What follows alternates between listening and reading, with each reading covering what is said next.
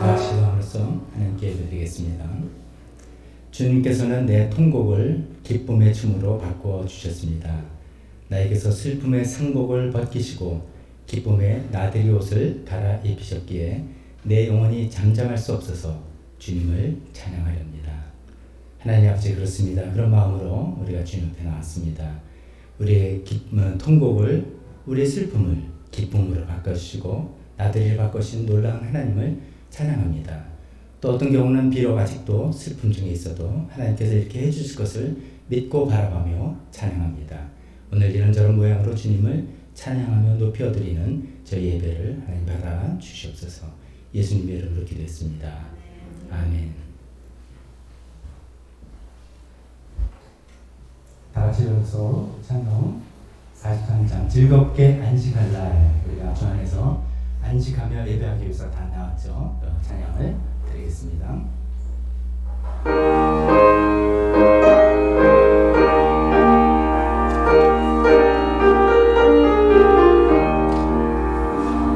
즐겁게 안식할 날, 반갑고 좋은 날, 내 맘이 따뜻하니 즐겁고 기쁜 날, 이 날의 천하 만민 다 모두 안에서 참되신 삼위일체 다 찬송 부르세.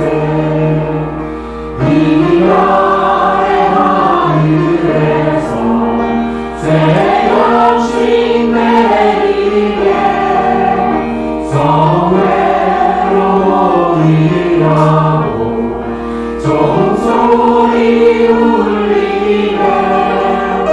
복음의 밝은 빛을 온 세상 비치며 또 영생 불이 흘려 시원케 하시네. 이 주의 지킴으로 새 은혜 이어서 영원히 쉬는 곳에 다 올라갑시다. 성부께 찬미하고 성자와 또 성령 참되신 삼위일체 다 찬송 부르세.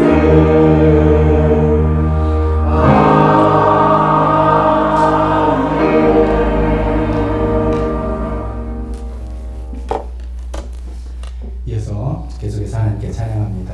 우리 두 곡, 주 여호와는 광대하시도다, 그리고 나는 찬양하리라, 이 두 찬송을 이어서 부를 텐데, 오늘 시간에 이 찬양을 부르면서 우리 지난 어제 오늘 아침까지의 모든 시간들을 일단 다 내려놓고 우리 하나님께만 집중하는 그런 시간 되었으면 좋겠습니다. 이 하나님 광대하시고 우리에게 이미 승리를 주셔서 모든 원수 물리치신 분, 우리에게 행하신 그 위대한 일, 놀라운 일을 마음껏 감사하며 주님께 모든 찬양과 영광을 드립니다. 하나님께만 집중하며 이 찬양을 주님께 드리는 시간 되었으면 좋겠습니다.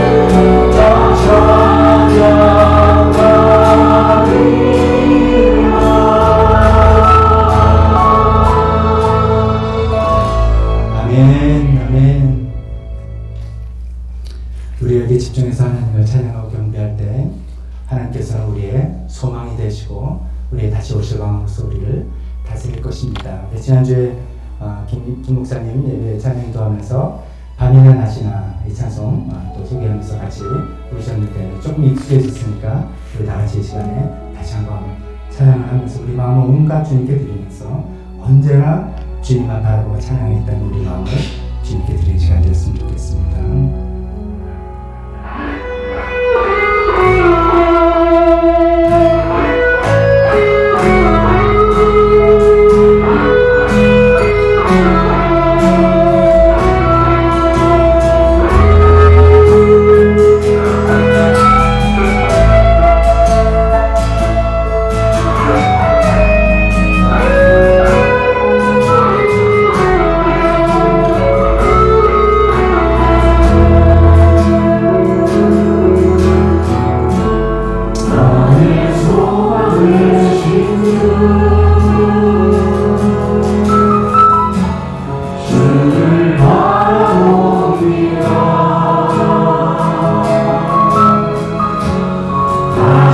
오실 나의 왕 예수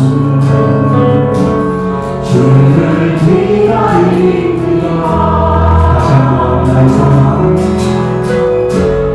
나의 소망 되신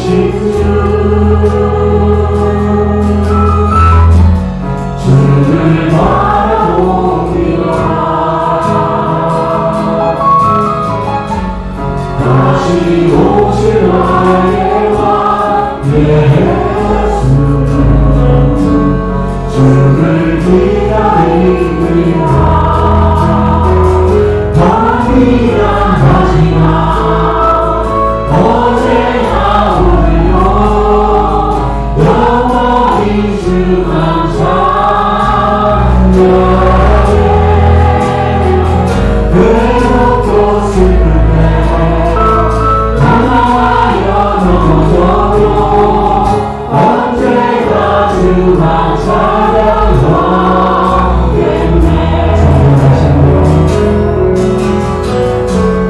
나의 소망 되신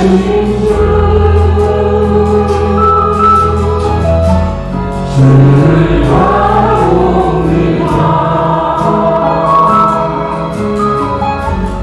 다시 오실 나의 왕 예수 주를 기다립니다. 하지만 언제나 오늘도 영원히 주만 찬양해. 외롭고 슬플 때 나가여 넘어져도 언제나 주만 찬양하네.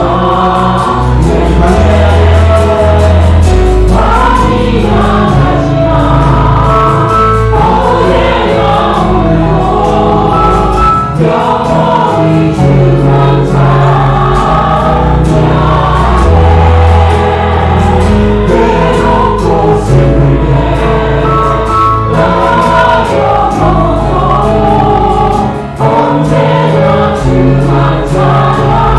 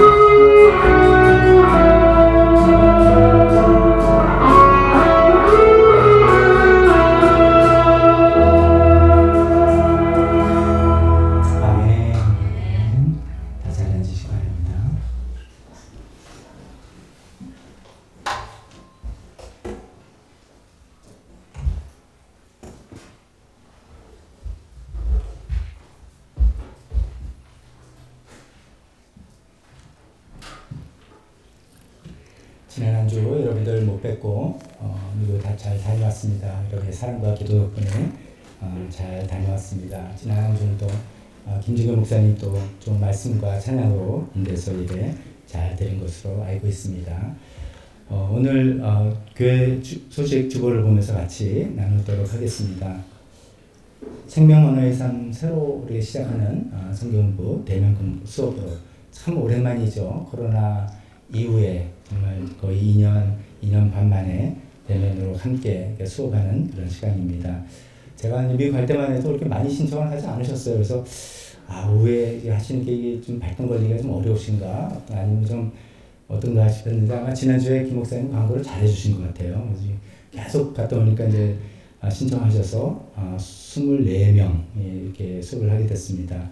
장소로 문제에서 이제 예배실에서 그냥 해도 될 것 같아서 예배실에서 1시 30분에 모여서 수업을 하도록 하겠습니다. 생명 언어의 삶 통해서 우리 언어 습관이 하나님께서 원하신 대로 완전히 변하는 그런 좋은 시간 되었으면 좋겠습니다.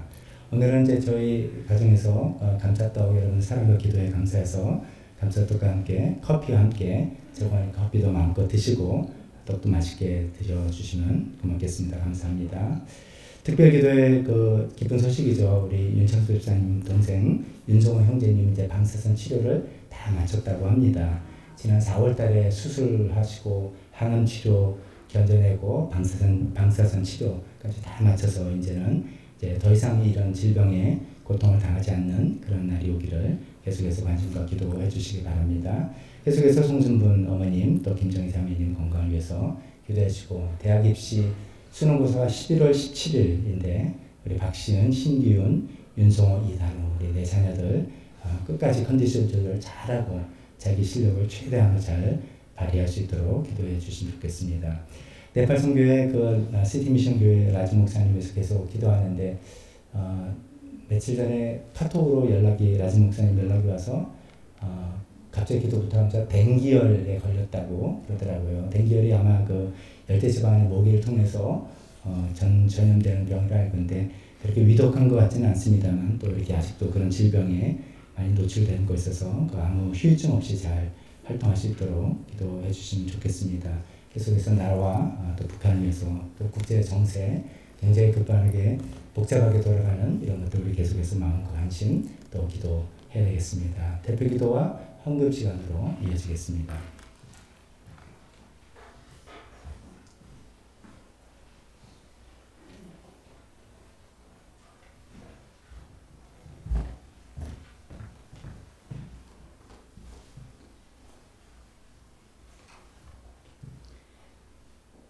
오늘 주일을 맞아 예배의 자리로 모일 수 있게 하신 하나님 감사합니다.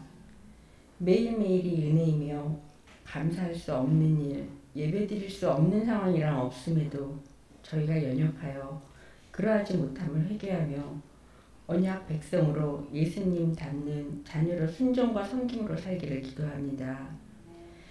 예수 그리스도를 나의 구주와 주인으로 영접하여 영생을 얻었음에도 불구하고 내 안에 숨은 우상을 버리지 못하고 그 우상에게 충성하는 삶을 살고 있음을 회개합니다. 돈, 성공, 인정, 자녀, 때론 나의 가치를 세상 저울에 달아보며 스스로를 평가절하시키고 우상의 노예처럼 살아온 제 자신이 부끄럽지만 회개하며 주님 안에서 자유함이 가장 큰 행복임을 깨닫게 해주신 하나님 감사합니다. 사랑하는 교회의 사역부서를 편성하였습니다. 다 함께 선교와 나눔, 섬김으로 그리스도의 향기 나는 자로 맡은 부서에서 최선을 다하길 기도드립니다. 우리는 다 말에 실수가 많이 저지릅니다. 누구든지 말에 실수가 없는 사람은 온몸을 다스릴 수 있는 온전한 사람이라 하셨습니다.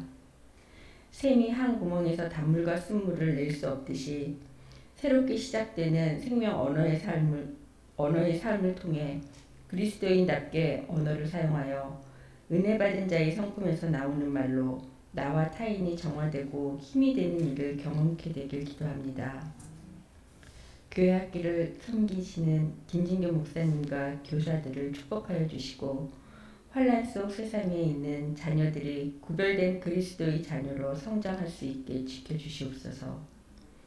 11월 17일 한 달 앞으로 다가온 수능을 준비하는 박시은, 신기은, 윤성호, 이단우가 끝까지 최선을 다할 수 있도록 영과 육을 지켜주시고 여직 쌓아온 노력이 결실을 맺게 기도드립니다.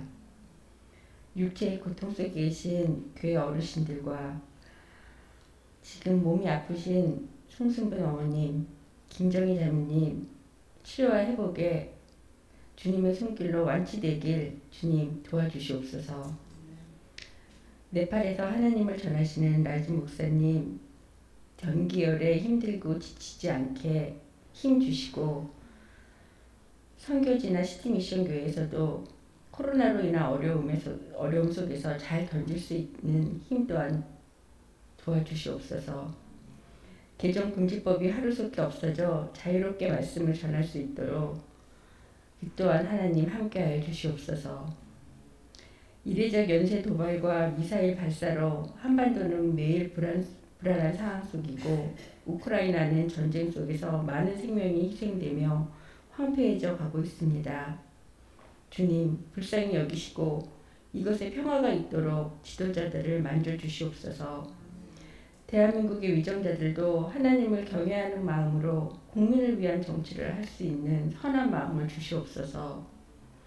박 목사님과 에리 사모님께서 안전히 미국 방문을 하고 오심에 감사드리며 박 목사님 가정에 주신 새 생명이 축복의 통로로서 주님 안에서 성장하길 기도합니다. 오늘 목사님 말씀을 통해 삶이 변하고 말씀을 실천하여 주님을 기쁘게 해드리는 자녀 되어 주님 한 분만으로 만족합니다 라는 고백을 드리게 하옵소서.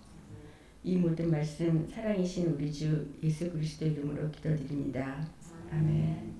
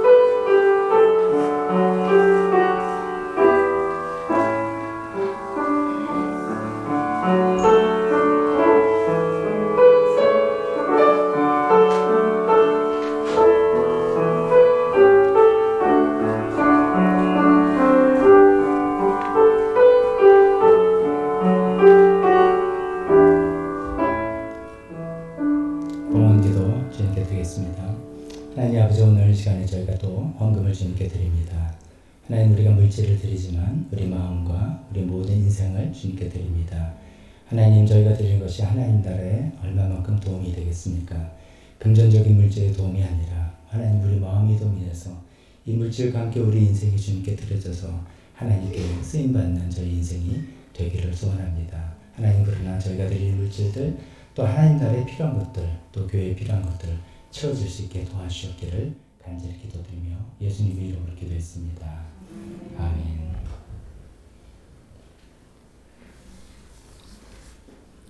설교 시간입니다. 다 같이 일어서서 하나님 말씀 같이 공독하겠습니다. 고린도후서 6장 1부만 같이 본문 중에 1부만 준비했습니다. 같이 읽도록 하겠습니다. 시작.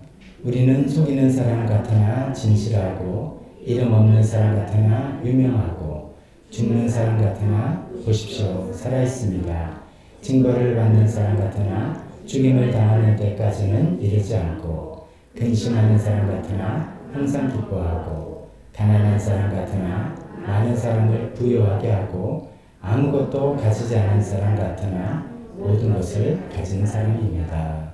아멘. 기도하겠습니다. 하나님 아버지, 그러한 역설적인 삶을 예수 그리스도 안에서 살아갈 수 있는 저희가 되기를 소망합니다. 하나님 말씀을 하나하나 생각하면서 읽을 때 하나님 성령님께서 우리에게 필요한 이해를 주시고 힘과 용기를 허락하여 주시옵소서. 예수님의 이름으로 기도했습니다. 아멘. 자리에 앉으시기 바랍니다.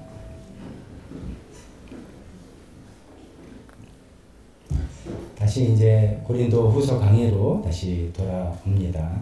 오늘은 6장 이 8절에서 10절에 있는 이 부분 가지고 역설적인 삶이라는 그런 제목으로 하나님의 말씀 증거하겠습니다. 인생이 좀 패러독시컬하다는 거죠. 패러독스가 많다는 그런 것이죠. 역설, 패러독스, 이게 뭘까요? 우리가 잘 아는 용어이지만 또 이렇게 생각을 다시 한번 좀 해보겠습니다. 어떤 우리가 다 아는 어떤 주장이나 어떤 이야기 이런 것들이과 반대되는 또 현상이 일어날 때 참 역설적이다 그렇게 이야기를 하죠. 보통 우리가 이제 기술이 발전돼서 얼마나 이제 기술 문명이 발전해서 우리 삶이 편해졌습니까? 예를 들면 빨래하는 거 세탁기 넣고 그냥 버튼만 누르면 촥 다 되죠. 요새는 또 건조기에 넣고 보면 건조기 다 되죠. 그래서 생활이 나날이 편리해진 것 같은데 그럼 우리 시간은 더 여유로워졌느냐 하면 또 아니다 이거죠. 되게 그렇잖아요. 그래서 그런 것을 아니 생활은 편해졌지만 시간의 여유는 더 없어졌다. 그런 역설 가운데 우리가 살고 있구나 이렇게 표현하기도 합니다. 또 역설이라는 단어는 또 이렇게도 약간 문학적인 의미를 이렇게도 표현하죠. 명백히 봐도 이제 모순되는 어떤 두 가지 단어를 조합해서 그 제3의 어떤 깊은 의미를 표현하기도 합니다. 아마 대부분 아실 분입니다. 유치한 시인의 그 깃발이라는 시. 이것은 소리 없는 아우성. 깃발이 철락하는 걸 보면서 소리 없는 아우성이다. 이렇게 표현했단 말이죠. 이게 역설이죠. 소리 없음과 아우성, 큰 소리 나는 거는 모순인데 그 두 가지 반대되는 용어를 함께 사용하면서 새로운 어떤 이제 깊은 의미를 전달하고 싶은 거죠. 그 이제 뭐 문학가들의 해설에 의하면 이상을 향한 간절한 그림이다. 뭐 이렇게 표현하는 그런 이제 맞지 않는 건데 또 새로운 어떤 진리가 그 안에서 나온다라고 할 때 또 역설이다 이렇게 표현하고 있습니다. 이렇게 생각해 보니까 전 우리 삶이 우리 일반적인 인생도 그렇고 특히나 크리스찬의 삶은 참 역설적인 삶인 것 같다는 생각을 해봅니다. 뭐 이런 것이죠. 우리가 신앙생활 잘하면 하나님께서 우리에게 복을 주시고 우리 삶이 만사형통하게 된다. 뭐 성경이 그렇게 가르치고 이렇게 살려고 애를 쓰지 않습니까? 물론 이제 그럴 때도 있는데 또 어떤 때는 그럼에도 불구하고 막 고난이 떠나지 않고 우리 삶이 힘든 좀 역설적인 이렇게 되면 이렇게 돼야 되는데 왜 이렇게 되지? 역설적인 그런 상황을 우리가 맞이합니다. 또 그러면 이제 그렇게 고난과 어려움이 되면 믿음을 포기하고 우리가 나가 떨어지고 또 이럴 것 같은데 그럼에도 불구하고 그 안에서 기쁨과 용기를 얻고 소망을 얻는 또 다른 또 역설이 나고 계속 이제 논리적으로 맞지 않는 그런 역설이 어우러지는 우리 삶을 우리가 살고 있는 게 아닌가 싶습니다. 왜 우리 인생이 이렇게 역설적인가 생각을 해보면 어쩌면 이제 이런 게 아닌가 싶습니다. 우리가 어린아이들을 가르칠 때는 굉장한 단순한 논리로 가르칩니다. 선생님 말씀 잘 들어라. 착하게 살아라. 그래야지 뭐 잘 된다. 이렇게 좀 1:1 상응이 가능한 단순 논리로 가르쳐 주죠. 그런데 우리가 살다 보니까 우리가 점점 나이가 들고 어른이 되다 보니까 인생이 이렇게 단편적이지 않다는 것을 경험하지 않습니까? 한때는 분명히 이게 올바른 거야 라고 생각했고 저건 틀렸다고 생각하는데 그 올바른 거 안에 틀린 것도 있고 틀린 거 안에 또 올바른 것도 있고 그래서 뭐가 뭔지 모르겠다 이렇게 되는 경우도 상당히 있어서 좀 이게 진짜 인생이 복합적이구나 이런 생각을 하게 되는 것 같습니다. 인생은 좀 복합적이고 막 섞여 있고 선과 악이 섞여 있고 행복과 불행도 섞여 있고 좋은 것과 나쁜 것도 막 섞여 있는 것 같기도 하고 우리가 좀 쉽게 이해하기는 좀 불가능한 그런 좀 미스테리어스한 그런 어떤 국면이 있구나라는 생각을 갖게 되는 것 같아요. 그래서 이제 점점 이제 인생의 연륜이 깊으신 분들은 좀 좀 어떤 사물과 어떤 일어나는 일들 좀 여유 있게 대하시는 그런 것을 보게 됩니다. 지금 어떤 큰 일이 팍 터져도 그게 나쁜 일이야. 나쁜 일만은 아니야. 이게 괜히 위로하려는 게 아니라 사물을 우리 앞에 생기는 일이 복합적인 일이라는 것을 경험상으로 알게 되는 것이죠. 그래서 이 너무나 나쁜 일 가운데 선한 일이 숨어 있고 좋은 일이 그 안에 담겨 있는 이런 것까지 다 있는데 지금 그게 구분이 안 되고 지금 그게 드러나지 않은 것 뿐이지만 그게 있다. 라고 해서 좀 이렇게 여유롭게 대하고 좀 삶의 어떤 유연성이 있고 판단을 쉽게 내리지 않고 좀 유보하면서 좀 지켜보자라는 그런 삶의 태도를 갖게 되는 게 아닌가 싶습니다. 요즘 우리가 말씀의 삶을 하신 분들은 이제 그 창세기에서 쭉 내려오는 모세오경 이어서 그와 함께 전도서를 읽기 시작했는데요. 그 전도서의 그 유명한 구절이 다 이런 거잖아요. 헛되고 헛되다. 모든 것이 헛되다. 이런 이제 구절이 계속해서 반복돼서 나오지 않습니까? 우리가 이제 그 헛되다는 의미를 생각할 때 그래 헛되지. 인생무상 삶의 뭐죠? 삶의 뭐죠? 아유 제가 그런 거 준비를 안 하고 말하면 요새는 이렇게 안 나옵니다. 죄송합니다. 그래서 참 헛되고 허무하다라고 생각할 때 그 말씀을 많이 생각을 하는데요. 근데 이제 제가 그 말씀의 삶 안내를 하면서 참고로 동영상을 좀 보십시오라고 하는 것 중에 이제 바이블 프로젝트 동영상 있지 않습니까? 거기에 이 설명을 참 잘하고 있는 것 같아요. 그 우리가 헛되다라고 번역되어 있는 그 히브리어 단어가 그 뜻이 수증기 혹은 연기라는 뜻 단어란 말이죠. 수증기 연기인데 수증기란 연기라는 단어를 이제 헤벨이라는 히브리어인데 이 단어를 전도서에 굉장히 많이 38번이나 사용한단 말이죠. 근데 여기서 어떻게 사용했냐면 두 가지로 사용하는데 하나는 수증기의 연기처럼 일시적이고 찰나적으로 휙 사라진다. 우리가 허무하다. 이렇게 일반적으로 느끼는 의미와 함께 또 다른 의미가 있다는 거죠. 그것은 수수께끼 같다.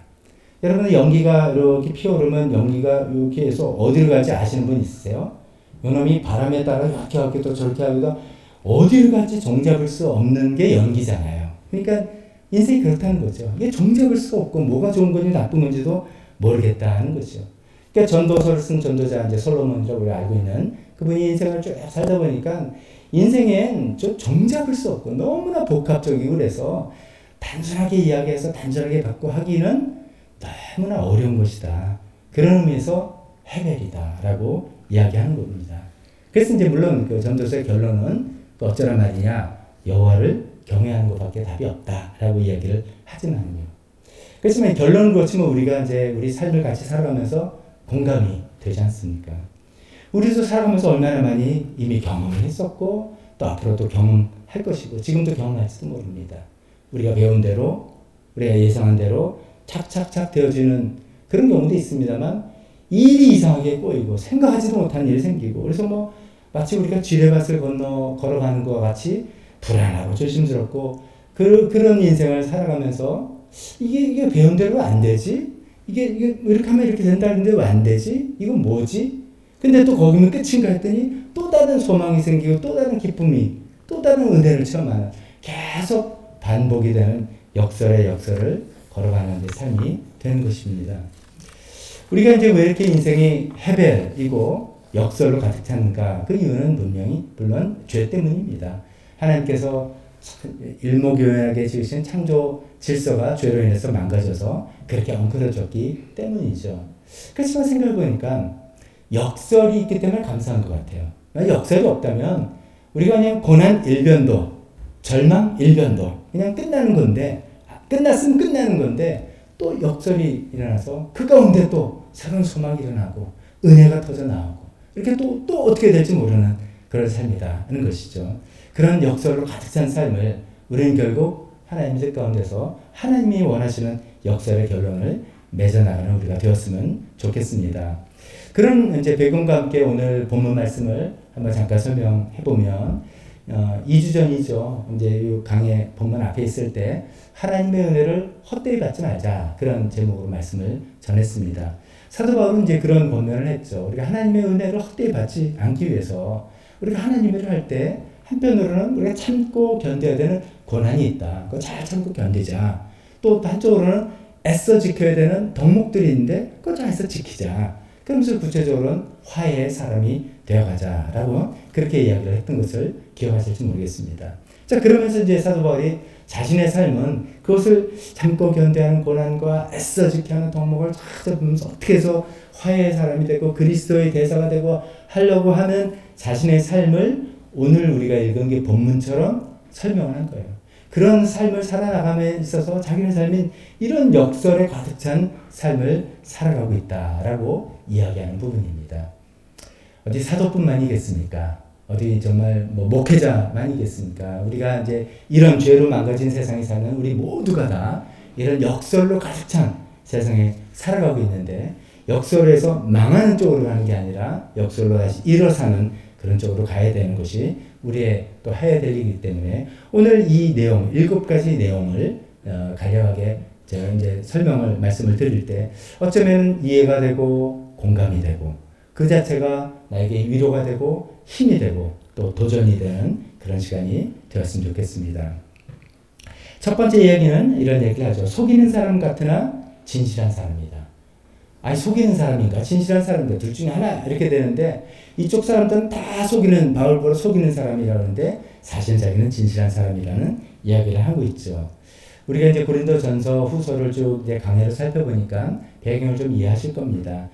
예루살렘 그 본부교회인 셈이죠. 거기로부터 추천장을 좀 내놔봐라. 당신이 진짜 믿을 만한 사람인지 추천장을 내놔봐라. 근데 사도 바울은 그런 거 없이 당신들이 나의 추천장 아니야. 당신이 내가 개척해서 예수를 믿게 되고 신앙이 자란 당신이 내가 어떤 사람인지를 말하는 추천장 아니냐. 뭐 이런 이야기를 했던 것을 기억할 것입니다. 근데 이제 여전히 고린도 교회 사람들은 사도 바울이 좀 뭔가 좀 사기치고 속이는 사람이다. 이런 이야기를 하고 있습니다. 그래서 지금 사도 바울은 억울한 심정이 참 많죠. 그러나 우리는 알죠. 세상에 사도 바울만큼 진실한 사람이 어디 있겠습니까? 이제 그런 사람을 알 수 있습니다. 우리도 이제 살면서 이런 오해 때문에 힘든 경우가 참 많습니다. 저뿐만 아니라 다 그렇겠죠. 우리가 무슨 잘못을 저질렀거나 어떤 과오를 범했다 이럴 때 당신 왜 그래? 당신 책임져? 라고 할 때는 할 말이 없습니다. 잘못이었기 때문에, 내가 실수를 했기 때문에 그런 건데, 오해로 인해서 나를 비난하고 막 뭐라고 할 때 참 억울하죠. 그래서 이제 자기를 변호합니다. 이런 것이고 이래서 저랬고 대변하지만 말로 진심이 전달이 잘 안 되고 그럴 때 너무나 답답하게 되는 것이죠. 그러나 우리가 좀 이런 상황 가운데 하나님의 시간에 우리의 진실은 밝혀질 것이다. 그것을 믿고 살아가는 방법밖에 없을 거라 생각합니다. 두 번째는 또 이런 역설이 있습니다. 무명인 것 같으나 유명한 사람이다. 이제 세 번의 표현들을 읽으면 이름 없는 사람 같으나 유명하다. 이런 얘기를 합니다. 계속 이제 사도 바울이 자기 얘기를 하는 건 하니까 바울이 어떤 입장에서 이런 얘기를 하는지를 먼저 잠깐 생각해 보는 게 필요합니다. 사도 바울은 우리한테는 이미 유명한 사람입니다. 그런데 이 편지를 쓸 당시에 사도 바울은 어떤 사람인가? 굉장히 무명한 미미한 존재이죠. 로마 대제국의 그 당시 기독교라고 하면은 어쩌면 유대교에서 분파로 빠져나온 신흥종교, 거기에 그냥 또 많은 사도들 중에 한 사람밖에 안 되는 것이 그냥 미미한 존재입니다. 반면에 우리가 역사 교과서를 통해서 몇몇 사람 이야기되는 것처럼 로마 당대에 기라성 같은 철학자들도 있고 사상가들도 있고 그런 유명한 사람들이 많이 있는데 비해서 사도 바울은 정말 미미한 그런 존재인 거죠. 존재감이 없는 그런 사람인 것 같은 그런 인식과 생각들이 나를 주눅들게 할 것 같지만 사실 나는 유명한 사람이다 라고 떳떳하게 일어서고 있는 사도 바울의 모습인 것이죠.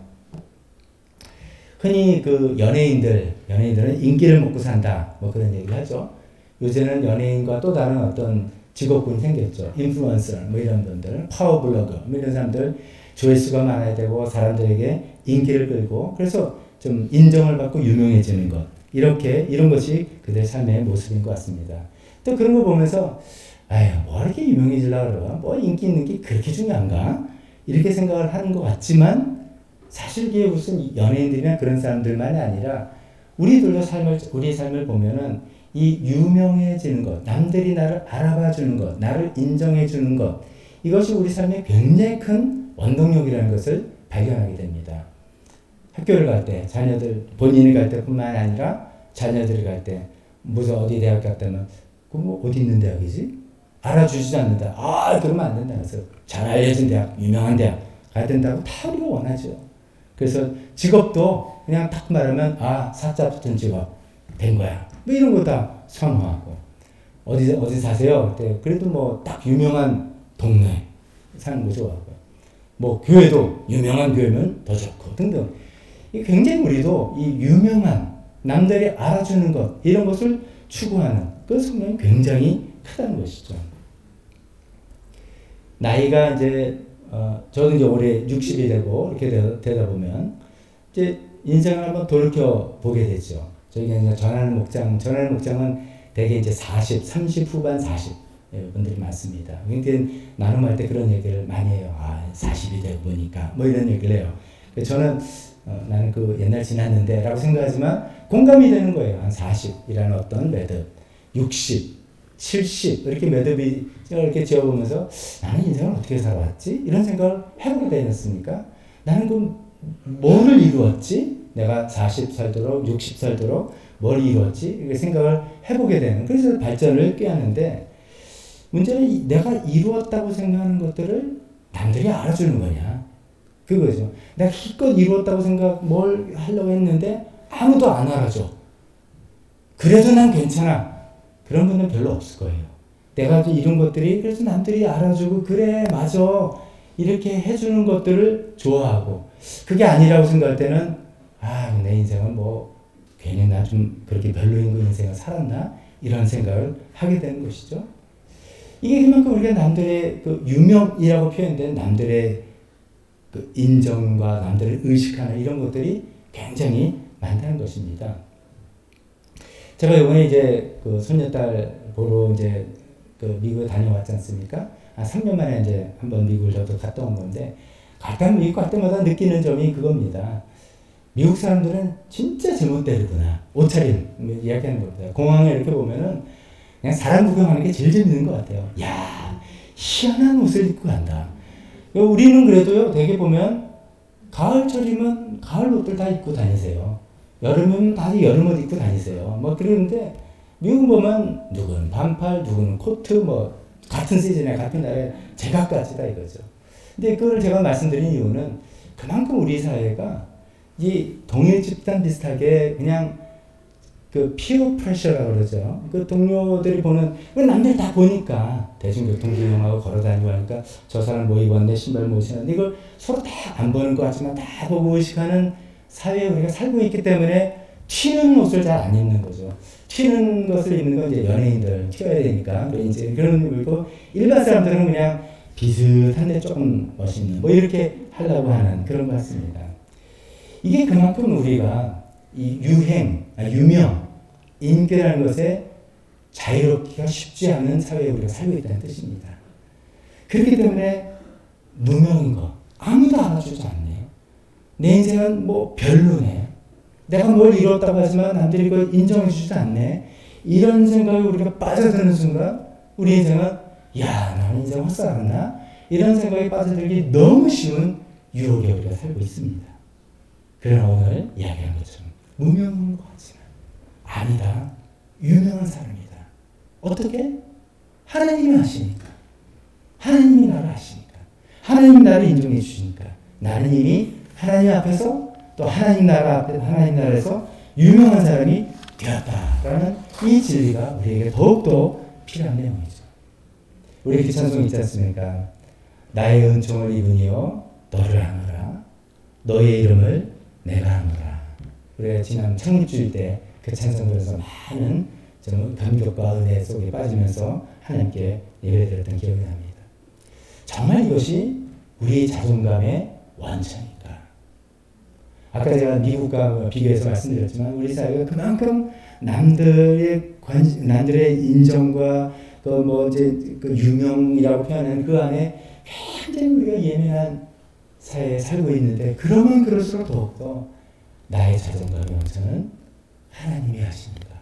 하나님이 나를 아셔서, 하나님 나를 아시고, 하나님 나의 진심을 알아주시고, 하나님 내가 흘린 모든 땀을 알고 계시고, 내가 쏟은 모든 정성과 베푼 모든 섬김을 다른 사람 몰라줘도, 그래서 나는 뭐 별별 없는 사람처럼 남들이 인정하는지 모르지만 하나님은 아신다 라고 생각하는, 그것이 우리를 힘들게 만드는 그 사회생에서 역설적으로 살아갈 수 있는 중요한 가치라고 믿습니다.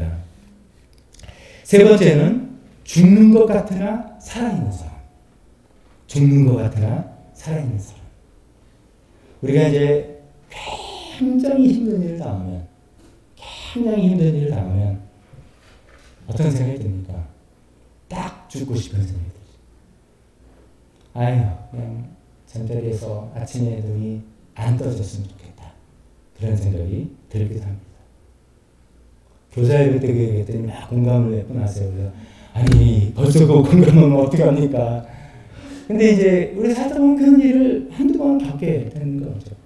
나에게 일어나는 일 남들 앞에 너무 창피하기도 하고 남들이 할까 부끄럽기도 하고 두렵기도 하고 그래서 남들 앞에서 나는 그냥 죽은 사람이다. 자기 스스로에게도 그냥 나는 죽었다. 이게 신앙적으로 좋은 의미의 죽었다가 아니라 그냥 죽은 사람이 되는 그런 경우가 종종 있습니다. 그러나 오늘 말씀처럼 죽는 사람 같으나 우리는 살아있는 사람이다. 언제 살아있습니까? 우리가 하나님 말씀을 읽을 때. 하나님 말씀을 글로 읽는 것이 아니라 우리 마음속을 꿈틀거리며 우리를 만져주시는 하나님의 말씀으로 진짜 말씀으로 우리에게 다가올 때 우리는 살아있는 사람입니다. 언제 우리가 살아있는 사람입니까? 우리가 하나님께 기도할 때 하나님께 우리 마음을 다해서 토로하고 하나님께서 내 기도를 들으시고 아시는 것이고 하나님께서 계획이 있으시고 그걸 해결해 주신다는 것을 내가 마음에 느끼면서 기도할 때 언제 우리가 살아있는 사람이 됩니까? 하나님께 찬양할 때 살아있는 사람이 되죠. 우리 힘들고 어려운 일이 많이 있어도 우리가 목소리를 높여서 하나님께 찬양해 나갈 때 하나님께서 우리에게 영을 열어주시고 우리가 다시 생동감이 일어나는 그런 일을 경험하지 않습니까? 우리가 죽는 것 같다는 것이 죽는 것 같으나 살아있는 사람이다 할 때 사실 그 무슨 말이냐면 너의 생명의 근원은 뭐냐 하는 뜻입니다. 너는 무엇으로 살아가는 사람이냐 하는 것이죠. 일이 잘 되고 뭐 마음이 평안하고 주머니에 돈이 두둑하게 있고 그런 막 사는 맛이 나고 살아가는 사람 같고 그런 것이라면 그런 것들이 사라지고 없어질 때 그냥 죽는 사람이 되는 것이죠. 그러나 우리의 생명의 근원은 하나님께서 우리에게 그런 걸 허락해 주셔서 그런 거 갖고 살지만 그것을 주시는 하나님입니다. 그것 때문에 예배하고 하나님의 말씀 묵상하고 기도하고 찬양하고 성도의 교제를 귀하게 여기고 이러면서 우리를 계속해서 생명의 근원이 세상에 그 어떤 것이 아니라 하나님께서 우리에게 공급해 주시는 그런 것입니다. 라고 고백할 때 세상 사람들이 아무리 죽은 사람처럼 이야기하고 나 스스로도 그냥 나는 이제 죽었구나 생각할지라도 나는 살아있는 사람이 되는 그런 역사를 우리가 맞이했으면 좋겠습니다. 네 번째, 징벌을 받는 것 같으나 죽임을 당하지는 않는 사람. 죄는 반드시 벌이 따르게 됩니다. 죄는 반드시 벌이 따라야 됩니다. 그것이 우리 사회를 지탱하는 아주 중요한 법적 질서입니다. 그것이 무너지면 사회는 아수라장이 되겠죠. 그런데 또 한편 하나님께서는 우리에게 뭐라고 말씀하시면 회개하라. 그럼 내가 너를 용서하겠다. 라고 하십니다. 그것도 굉장히 놀라운 은혜이죠. 그렇지만 우리가 착각하지 말아야 될 게 용서는 받았지만 죄의 결과는 없어진 것이 아니죠. 용서를 받았다고 해서 죄의 결과마저 싹 없어지는 것 그런 것은 아니라는 것을 우리가 반드시 기억을 해야 되겠습니다. 예를 들어서 벽에다 이제 못을 이렇게 박았다가 이거 잘못 박았네 여기 아니네 해서 못을 뺐단 말이죠. 마치 그것을 회개했다. 빼도 구멍은 남아있는 죄의 결과물은 남아있는 그런 것이죠. 그 결과를 우리는 안고 살아갈 수밖에 없는 것이죠. 요즘 우리 매일성경으로 이제 사무엘하 부분을 읽고 있는데 그 정말 너무 마음 아프고 슬픈 다윗의 그 이야기입니다. 다윗의 가장 그 유명한 스토리가 밧세바와 간음하고 또 자기 부하를 죽인 그 죄의 이야기죠. 그 죄를 다윗이 용서를 구했습니다. 회개를 했습니다. 또 하나님은 용서해 주셨습니다. 그러나 그게 끝난 것이 아니라 그로 인한 그 죄로 인한 결과를 혹독히 치르는 것을 우리가 보고 있는 중이죠. 그 아들 암논이 이복 동생 다윗의 또 다른 딸이죠. 다말을 강간을 하고 또 그것 때문에 원수를 또 친오빠인 압살롬이 원수를 갚는다고 또 암논을 죽이고 그 아들을 차마 용서하지 못하는 다윗이 그 아들 압살롬을 멀리하고 그것이 문제가 돼서 화근이 돼서 그 아들이 반란을 일으키고 하는 정말 이 죄의 쓰라린 그 결과들을 참혹한 결과들이 그대로 일어나는 일을 보고 있습니다. 다윗은 그것이 자기 죄의 결과 용서는 받았지만 죄의 결과라는 것을 알기 때문에 대항해서 싸우지 않고 피신을 가게 되는 그런 일을 보게 되죠. 참 눈물 나는 그 장면들입니다. 그것이 어디 다윗에게만 있는 일이겠습니까? 우리 모두에게도 다 그런 일이 있지 않습니까? 우리도 죄를 회개하고 용서를 받았지만 어쩌면 죄의 열매를 먹고 있는 중인지도 모르겠습니다. 우리가 먹고 있는 죄의 열매는, 이 죄는 한편으로는 우리가 직접적으로 우리가 지은 죄, 또 우리가 지은 구체적인 어떤 죄, 그런 것도 있습니다. 그 직접적으로 지은 죄, 그 어떤 구체적인 죄를 회개했지만 그 구체적인 직접적인 죄의 결과를 우리가 당하는 그런 경우도 있겠고요.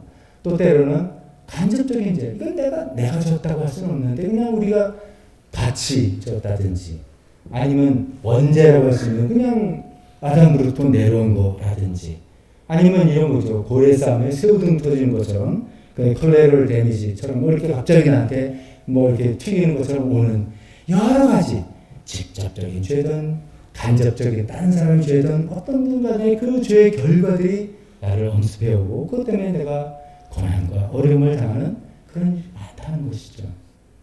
그것을 여기서는 징벌이라고 표현하고 있는 것입니다. 징벌을 받는 것 같아서 고난받고 어려움을 당하고 힘든 일을 당하는 것이죠.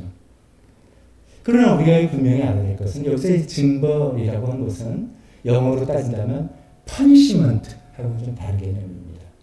잘못했겠느냐 너를 그냥 탁 벌을 줘가지고 따끔하게 혼을 내고 뭐 이렇게 하려는 punishment 개념보다는 discipline, 훈련시키고 연단시키는 그런 종류의 징벌이라는 것입니다. 그래서 분명한 것은 이것이죠.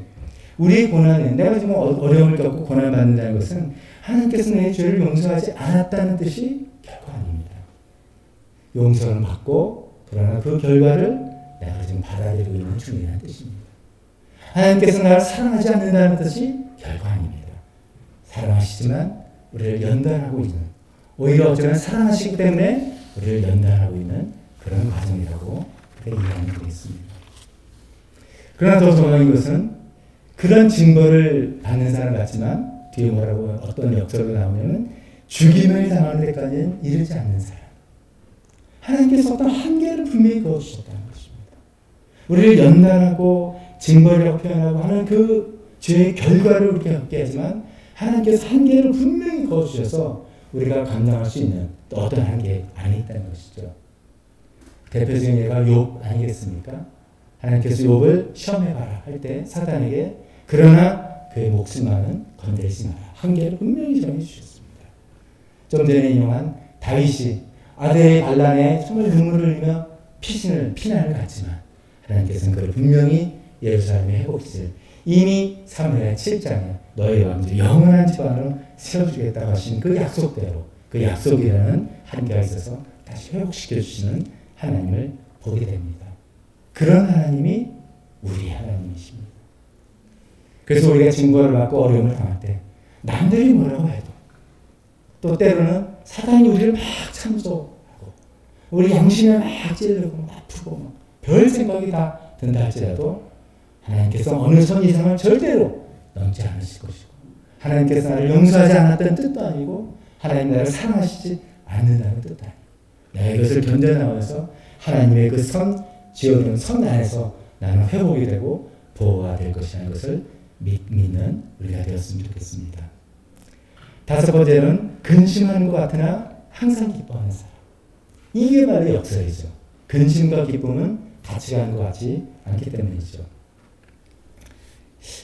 이 말씀 들어보면서 여러분 한번 생각해 보세요. 근심하는 사람은 실제로는 하나님을 믿지 않는 사람이다. 맞습니까? 틀립니까? 함정이 숨어 있습니다. 근심하는 사람은 실제로는 하나님을 믿지 않는 사람입니다. 그러면 얼마나 좋겠습니까? 근데 정답은 이겁니다. 늘 근심하는 사람은 실제로는 하나님을 믿지 않는 사람이 아닌가. 근심이 안 될 수가 없죠. 근심 없는 분은 아마 생각이 없거나 아니면 인생이 무책임하거나 그런 사람일 겁니다.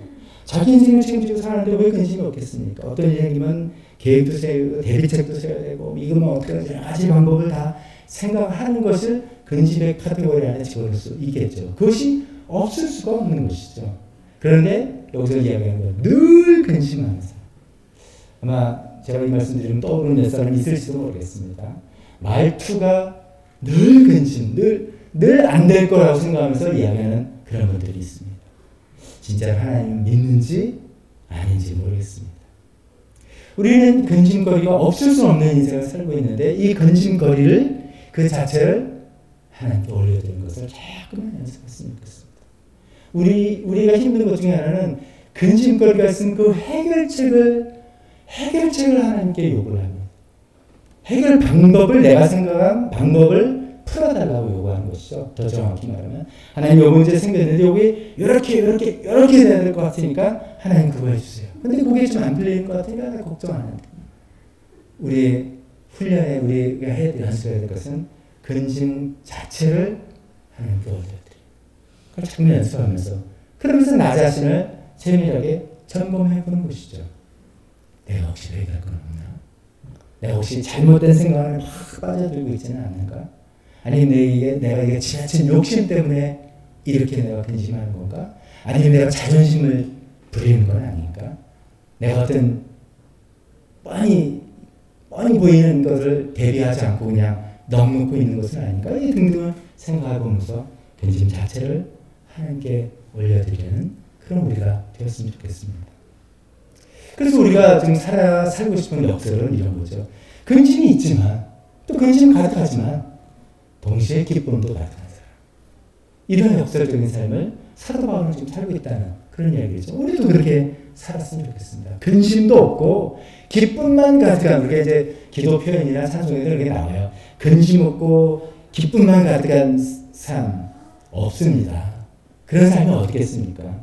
근심이 있지만 동시에 기쁨도 가득한. 그래서 기쁨을 빼앗을 수 없는, 아무것도 내 근심거리가 빼앗지 못하는 그런 역설적인 삶을 우리가 살기를 예수님이 기대하고 계십니다. 요한복음 16장 22절에 예수님께서 제자들과 마지막에 있으면서 내가 이제 너희를 좀 떠날 거다라는 암시상을 하니까 제자들이 막 걱정 근심, 그러면 우리는 어떻게 합니까? 하게 될 때 이런 말씀하셨죠. 지금 너희가 근심에 쌓여있지만 내가 다시 너희를 볼 때는 너희 마음이 기쁠 것이며 그 기쁨을 너희에게서 빼앗을 사람이 없을 것이다. 우리 정말 이런 사람이 됐으면 좋겠습니다. 근심거리 많고 걱정도 많고 문제도 많지만 예수님께서 주신 그 기쁨을 빼앗을 사람이 없고 근심과 동시에 기쁨이 가득한 사람, 그런 역설적인 삶을 우리가 살았으면 좋겠습니다. 여섯 번째 역설은 가난한 것 같으나 많은 사람을 부유하게 하는 사람. 부유, 그 부자 이렇게 생각하면 요즘은 그 얘기 좀 쏙 들어갔습니다만 한때 작년에 재작년에 그 파이어족 이야기가 기사에 많이 나오거든요. 파이어족 재정적으로 독립이 되어서 조기 은퇴를 한다. 이런 얘기 같습니다. 그래서 얼마나 좋겠습니까? 다 재정적으로 독립되고 잘 굴러가서 힘든 일을 하지 않고도 내 원하는 편한 일 하면서 살아가면 참 좋겠다. 이런 생각을 하는데 이거 요새는 고물가, 고금리 시대 되니까 쏙 들어간 것 같습니다. 물가가 오르고 금리가 오르고 우리가 이런 시대를 지금 이제 접하다 보니까 돈에 대해서 훨씬 예민해진 것 같습니다. 다 이제 대출 있으신 분들은 이자 비용이 저희 교회도 마찬가지고 확 달라진 것을 우리가 보기 때문입니다.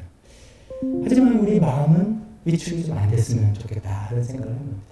물론 이런 상황에서 우리 소리를 좀 아끼고 절약을 하고 그런 것은 굉장히 신경을 써야 되겠지만 어떤 섬김마저 아끼지는 않았으면 좋겠다는 생각도 해보게 됩니다. 우리 주변에 이런 사람이 있습니다. 돈이 많은데 쓸 줄을 모르는 사람 있습니다. 벌게만 했지 참 멋있게 쓸 줄을 모르는, 써본 적이 없는 그런 사람이 있습니다.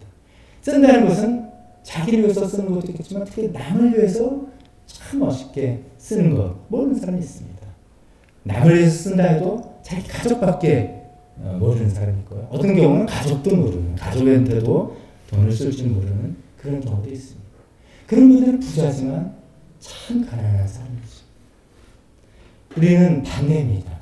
우리의 재정적 상태가 다 다르지만 우리는 그 상황에 상관없이 우리는 많은 사람을 부유케 해줄 수 있는 진정한 부자가 될 수가 있다는 것이죠.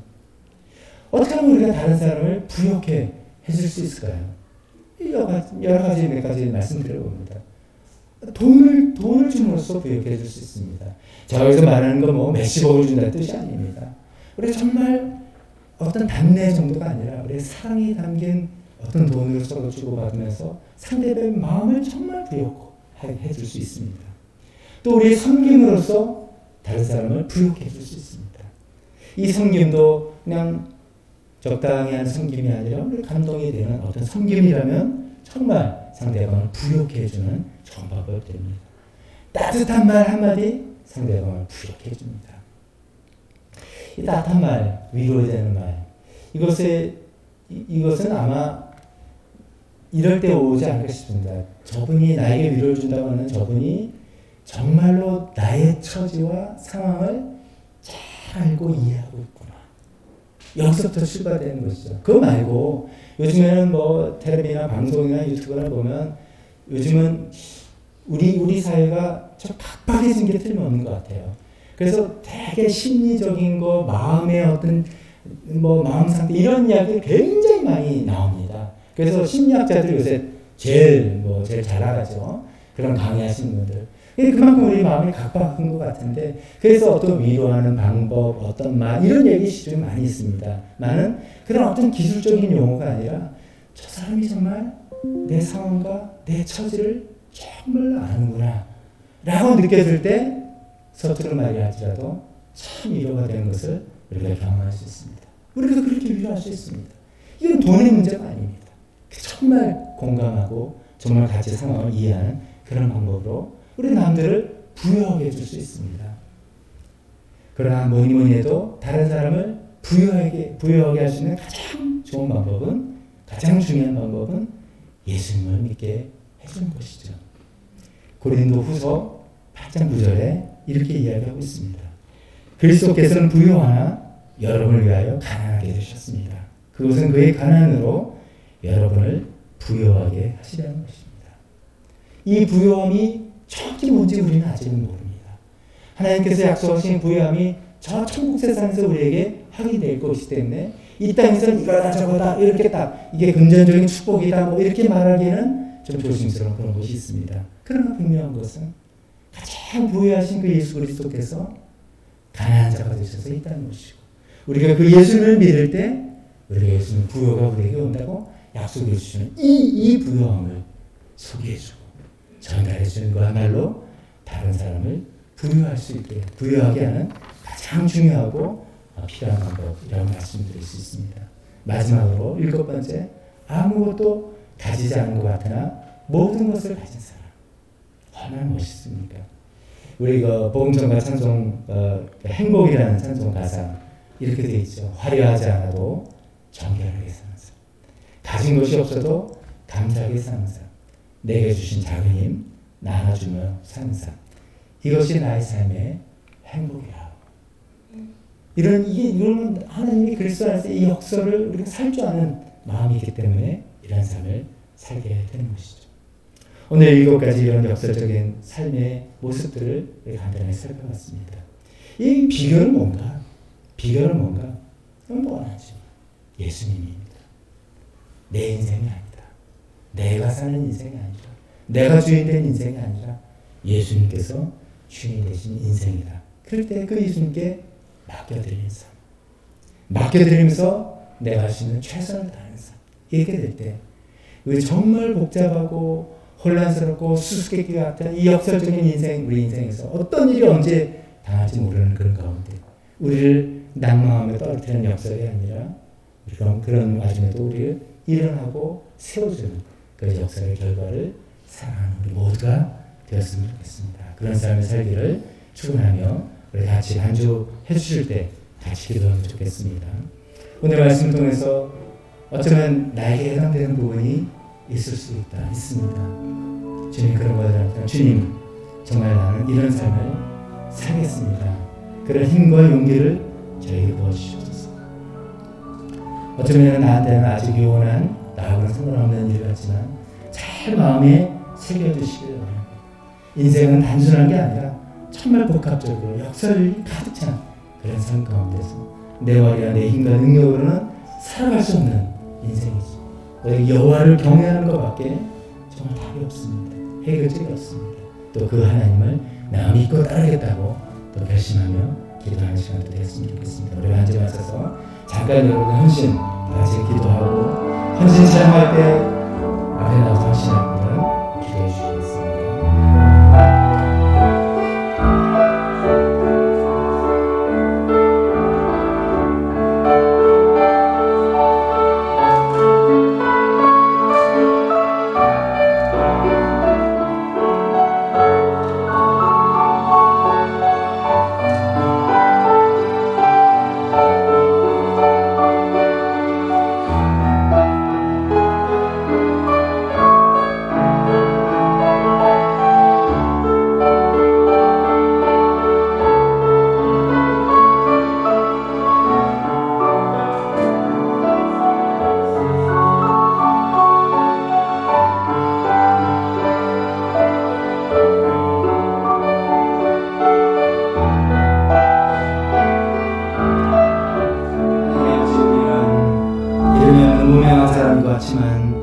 그리스도 안에서 하나님 안에서 유명한 사람이 이미 되었습니다.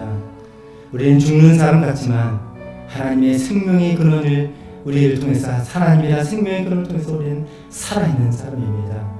징벌을 받는 사람이지만 같지만 죽음에 당하는 데까지는 이르지 않은 하나님의 보호하심과 하나님의 섭리 안에 있는 그런 사람입니다. 근심하는 사람 같지만 우리의 기쁨마저 빼앗을 수 없는 항상 우리의 기쁨 우리 안에 송송치는 그런 사람입니다. 가난한 사람 같지만 많은 사람은 오히려 부유하게 하는 사람이고 가진 것이 없는 것 같지만 모든 것을 가진 사람이 되었습니다. 하나님 아버지 이런 역설적인 삶을 예수 그리스도를 통해서 우리에게 주신 하나님을 찬양합니다. 그런 한 예수님을 믿고 따르는 저희가 되기를 소망합니다. 우리 다시 이 시간에 일어나서 헌신 찬송 너 어디 가든지 나 어디 있든지 충성하리.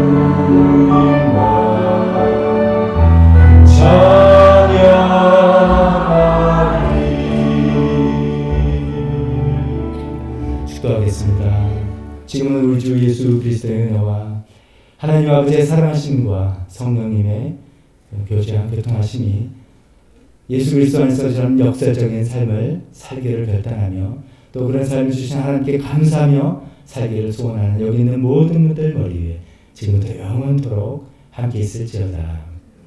아멘.